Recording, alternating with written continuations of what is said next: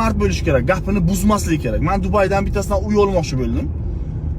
Realtorman o'shandan kompaniyaga bog'landim, gaplashyapman, tushuntiryapman. Okey, ma'qul keldi. Men shu 2 million 800 ming dollarga kelishdik. Hammasi qo'l tashlandi. Polnisi bo'lgandan keyin, o'sha ish pishgandan keyin narx ko'tarilyapti endi.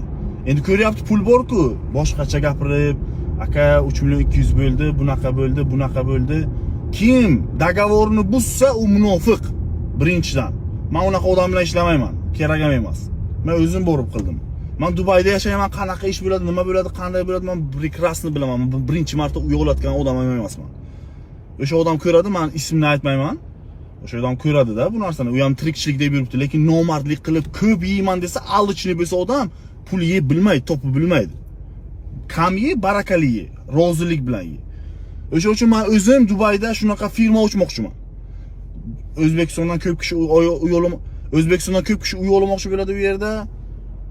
O'zbekistondan ko'p kishi uy olmoqchi bo'ladi, ko'p kishi aldanadi. Mana shunaqa iflos aldoqchilar deb. Men o'sha uchun o'zim o'sha narsani tashkil qilmoqchiman Dubayda. Hammasini maksimum halol qilib, maksimum odamlarga arzon qilib berish uchun.